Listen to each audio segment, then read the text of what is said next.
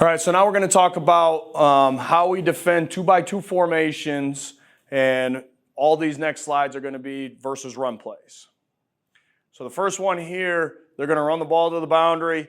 We have 10 personnel set. You can see our weak side outside linebacker is outside the box. All right, this is something that we will constantly be in. That's where the 6-1 comes from. So the outside linebacker right here, we call him our buck.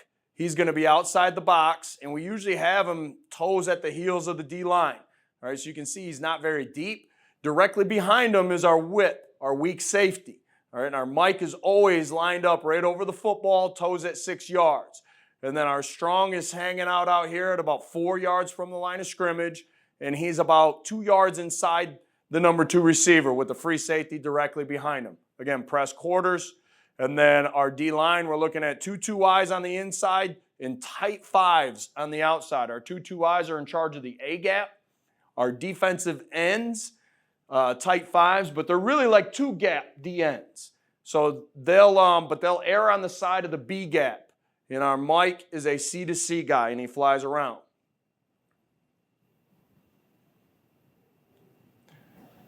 So here they're trying to take their tackle to climb up to our buck. All right, and our buck widens when he probably shouldn't widen too much, but he does stay in his gap. And the beauty of this defense is our safeties are directly behind both of our outside linebackers, and he has the ability to play off them, and he's free. He doesn't even get blocked.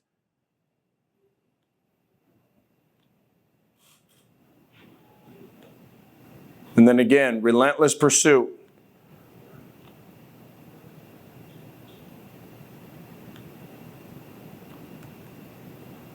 See it from this angle.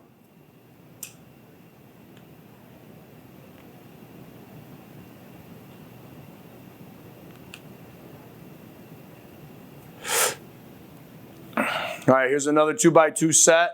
You can see right here, we have an H-back to the field. So it's almost like a 2-back set, but we're treating it like a 2x2. So our free safety can come down a little bit more because he doesn't have as much of a vertical threat. What I try to tell our safeties is don't be any closer than the mic. So the closest I want you to get is your toes at the heels of the mic. All right, so we're reading the number 2s at the safety, and our strong is supposed to be our edge. So our strong outside linebacker is close to the line of scrimmage because his number 2 is tucked in, and he's setting the edge. Now, I think he gets a little bit too far upfield, all right, but the ball is able to cut inside of that. And again, the beauty is right here, there's not many people that can get to our free safety. All right, they try to lead up with the fullback. Anytime you get quarterback run, they get an extra hat. All right, so the fullback is climbing to our free safety, and now it's on our Mike, who's unblocked, to go make that play. And the Mike's job is to, read the back, read flow. If he gets pullers, he's supposed to run with pullers. And then, go make plays. He's got to be a baller, all right? So your Mike's got to run through, do a lot of things, and he'll get used to it. It took this Mike 6 years to get used to this defense and play really, really well. And he peaked at the right moment and led us to a national championship. So you can see it from this angle. The Mike's right over the ball. And he tries to sneak in there. And I'm okay with him if he wants to shoot that gap, but he better make the play. That goes back to playing with your instincts. Okay, and another thing with the strong, like he's told to set the edge. He wants to put a dent in that and shorten the edge, but I don't want him just to think, okay, the ball went inside me, I did my job. No, his job is to set the edge and come off and make the play, which he almost did there. Another 2x2 set, we get a little short motion in, and this is almost exactly the same.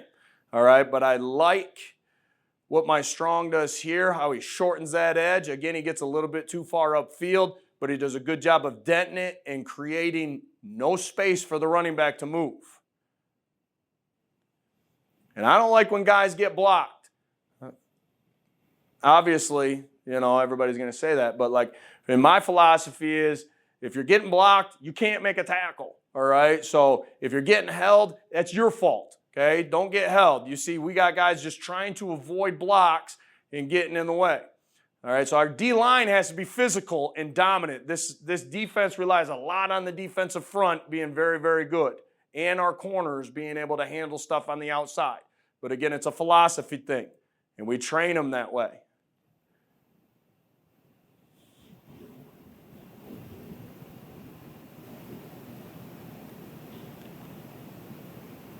There we go. There we go. There we go.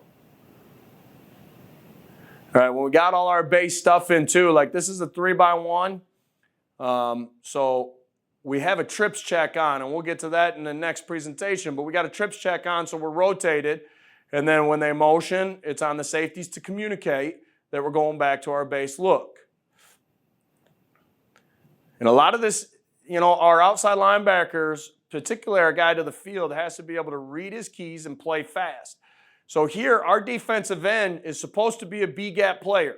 You can see him, he gets hands on his tackle, and then he slides outside for some reason, all right? And right behind him is the strong, and the strong does a good job of playing off of that and folding in. We also could gain the weak safety because his H-back is blocking. So he comes late, but he's on his way. You can see it from this angle. Our weak safety just kind of rotates and reads the H. And then here in the end, our strong makes up for our DN. The DN should be sliding inside there, spilling this run, and it should bounce to the strong. And then the weak safety should be on his way. But in this instance, the strong has to play off of his DN. All right, so it happens from time to time where we have to play off of each other. Here you see the strong kind of moving around. I don't mind that as long as it doesn't take you out of position.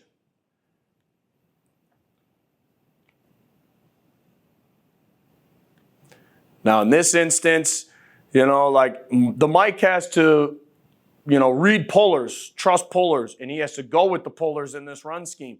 But this technically is not a puller. Anytime I have an H coming across, all right, we do not treat him as a puller. So to the Mike, this is a zone scheme. He sees his zone scheme. He's trying to match the tracks of the back.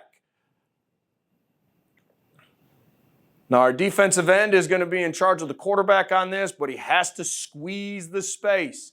So he squeezes the space right here. If they give the ball, our defensive end can squeeze, close, and tackle the dive. But he is in charge of the quarterback. So you see him come back out on the cue. Now our strong does a really good job of reading run and closing the space and trying to set the edge on this H. Now what I would like to see that I'm failing to see here is our weak safety should be tracking that H, and he should be making his way over to the field side. Because I don't want to put all of this on the end and the strong. I need another hat over there, and if my whip is reading my H, we'll be in good shape. Here, I'll show it from this angle so you can see it. So they're coming down hard, all right, and they're creating a lot of space here. So that D end, he does a good job of squeezing. He doesn't get good hands on, but he's squeezing. So if they give it, my hope is that he can make that tackle. Now my Mike kind of buries himself, so hopefully he's able to match the tracks and come back, but you can see their tackle is able to climb onto him. That's, again, where if my whip is tracking a little bit better, he has the ability to fit in where he can and help on this.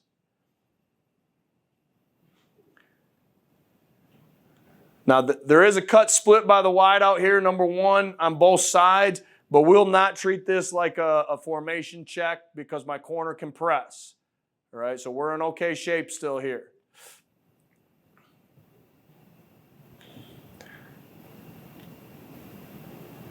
We get a center pull, so now my Mike has to run with that puller. Well, he does a pretty good job of getting there. He just doesn't create a good strike in the end. And this team is trying to crack, so we will see some crack replace. This time we don't get a good replace, but the corner does do a good job of feeling that he's blocking and coming off. And I got two guys free up here between my weak safety and my corner that can come make a play. All right, thankfully my D-line does a really good job of running down the line and getting across the face of this guard when they try to pull the center. All right, the hard part is whenever you get a puller, they're creating an extra gap, and then we end up with two guys in a gap. So we really work hard to try to swipe those gaps once that ball declares.